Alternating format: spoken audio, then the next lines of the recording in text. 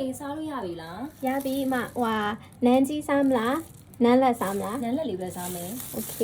ပိတ်ရက်မှာတငယ်ချင်းတွေကိုနန်းကြီးတုပ်လေးတုပ်ကျွေးဖြစ်ပါတယ်ပုံမှန်စားနေကြနန်းကြီးတုပ်အရတာမျိုးမဟုတ်ပဲပုအတော်တုပ်ကျွေးရဲ့နီးလေးအတိုင်းချက်ထားတာပါအားလုံးကြိုက်ကြလို့ secret tips လေးကိုမျှဝေပေးမယ်နော်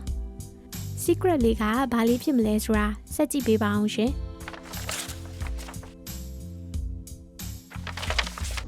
ကြက်သားကိုပြုတ်ပြီးမှအသားနှွင်ပြီးချက်မှာမို့အရင်ဆုံးအရသာနဲ့ထားပါမယ်။ဆက်နွင်းမုံနဲ့ကြက်သားမုံလက်ဖက်ရည်စွန်းတစ်စွန်းစားလက်ဖက်ရည်စွန်းတစ်စွန်းနန်းနန်းစေးမုံအနှဲငယ်နဲ့ဂျင်းပပလိထားတာတွေထည့်ပြီး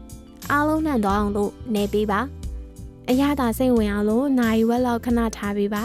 ။ပြီးရင်တော့ရင်နွေးဆူဆူတဲ့အရသာနဲ့ထားတဲ့ကြက်သားတွေထည့်ပါမယ်။ဟင်းရည်စူအောင်တဲထားတဲ့အချိန်မှာပူကမုံလာဥဖြူတွေလှီးထားလိုက်ပါမယ်။ဟင်းရည်ရဲ့မုံလာဥဖြူထည့်ရင်ဟင်းရည်ရဲ့အရသာကပိုချိုပြီးတောက်လို့အရန်ကောင်းပါတယ်။ကြက်သားအနှစ်ထဲထည့်ဖို့အတွက်ကြက်သွန်နီ၃လုံးကိုလည်းတစ်ခါရဲ့ပပလေးတွေလှီးထားလိုက်ပါမယ်။ပြီးရင်တော့ကြိတ်ဆက်တဲ့ပပလှီးထားတဲ့ကြက်သွန်နီနဲ့ကြက်သွန်ဖြူအနှဲငယ်ထည့်ပြီးတော့ကြိတ်ပေးပါ။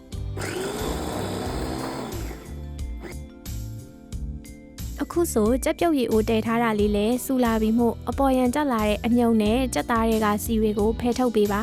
ပြီးရင်တော့ကြက်သားတုံးတွေကိုဆဲထုတ်ပြီးအေးခံထားပေးပါ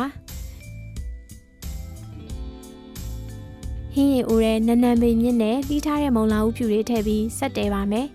ကြက်သားတွေအေးပြီးဆိုမှအသားနှွင်ပေးပါ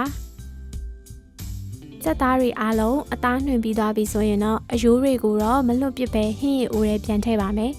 ဟင်းရည်ကြီးလေးဖြစ်အောင်လို့အမြုပ်တွေခတ်ထုတ်လိုက်ပါမယ်။ပွက်ပွက်ဆူလာရင်တော့စားတစ်စွန်းစက်သားမုံတစ်စွန်းထည့်ပေးပါ။တချို့ကတကြားနည်းနည်းထည့်ပါတယ်။ပုကမုံလာဥဖြူထည့်ထားတော့တကြားထပ်မထည့်တော့ပါဘူး။သူ့ရဲ့အချိုတက်လေးအတိုင်းပဲထားလိုက်ပါတယ်။ပုသုံးနေကြစပိုးဆောင်ရဲ့မြေပဲစီနဲ့ဟင်းအနှစ်စချက်ပါမယ်။စိတ်ထားတဲ့ကြက်သွန်ဖြူနီတွေထည့်ပေးပါ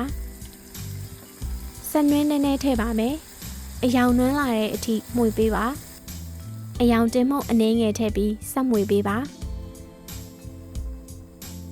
ကြက်သွန်တွေကျွတ်လာပြီဆိုရင်တော့ငံပြာရည်စွန်းကြီးတစ်စွန်းထည့်ပါမယ်ပုအတော်ရဲ့ secret လေးလာပါပြီပုအတော်ကဟင်းချက်အနှစ်တဲ့အုံတို့ထည့်တာပါအုံတို့ဘူးသေးတဘူးထည့်ပြီးစီတက်ပေးပါမှွေနေတော့မှာပဲအုံတို့နဲ့လေးကအရန်ကိုမှမှွေးနေတာသားနှွင်ထားတဲ့ကြက်သားတွေထည့်ပြီးမှွေပေးပါကြက်သားတွေတင်းလာပြီဆိုမှရင်နှွေးလေးထည့်ပေးပါ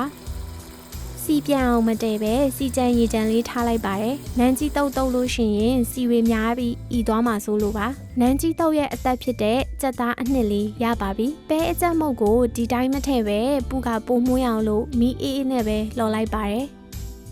ဈေးကဝယ်လာတဲ့နန်းကြီးဘက်တွေကိုဒီတိုင်းတစ်ခါတည်းမတုပ်ဖဲအရင်ဆုံးရင်နွေးလေးဖြောပြီးမှတုပ်ပေးပါနော်မုတ်ဖက်ရဲ့အနံ့လေးပျောက်ပြီးမုတ်သားကအီလေးနဲ့စားလို့ပိုကောင်းပါတယ်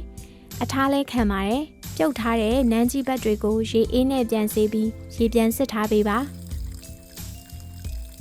မုတ်ကျွတ်ဝယ်ဖို့မေးခဲ့တော့အိမ်မှာရှိတဲ့ခောက်ဆွဲကြောက်ကိုပဲစီပူရဲထည့်ပြီးကြော်လိုက်ပါတယ်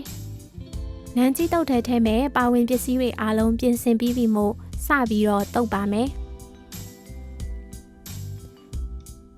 ပူကနန်းကြီးနန်းလက်2မျိုးဝယ်ထားတာပါတပွဲစာတုတ်ဖို့အတွက်ပကံနဲ့နန်းလက်ဖက်လေးတွေထည့်လိုက်ပါမယ်မုတ်ဖက်တွေထည့်ပြီးရင်တော့ကြက်သားနှစ်ကိုဇွန်းကြီးတစ်စွန်းထည့်ပေးပါငရုတ်သီးစီကြော်တစ်စွန်းပဲအကြက်မုတ်တစ်စွန်းမောင်းကြက်သွန်စိမ့်နဲ့ငံပြာရည်ဇွန်းသေးလေး2စွန်းထည့်ပါမယ်အီပြအောင်တံမြာသီးတစ်စိတ်ကိုလည်းညှစ်ပြီးတော့ထည့်ပေးပါနန်းနန်းပင်စားရင်တော့နန်းနန်းပင်လေးထည့်တုပ်ပေးပါတပွဲစာအလုံးထည့်ပြီးပြီဆိုတော့အားရပါရနေပေးပါအဲ့လိုစီစီရွှဲရွှဲလေးမှာနန်းကြီးတုပ်လေးကစားကောင်းတာပကံနဲ့နန်းကြီးတုပ်တွေထည့်ပြီးအပေါ်ကနေဘဲဥစိတ်လေးတွေတင်လိုက်ပါမယ်မုတ်ကျွတ်အစားတို့ခောက်ဆွဲကြောက်ကြော်လေးတွေထည့်လိုက်ရင်တော့နန်းကြီးတုပ်လေးရပါပြီဟင်းရည်လေးလည်းထည့်ပါမယ်နန်းနန်းပင်မြစ်လေးထည့်ထားတော့ဟင်းရည်လေးကမှုေးနေရပဲစားနေကြနန်းကြီးတုပ်တွေစားရတာရိုးလာရင်အပြောင်းလဲလေးဖြစ်သွားအောင်အုံနိုးနဲ့ချက်ထားတဲ့နန်းကြီးတုပ်လေးလှုပ်စားကြည့်ပါနော်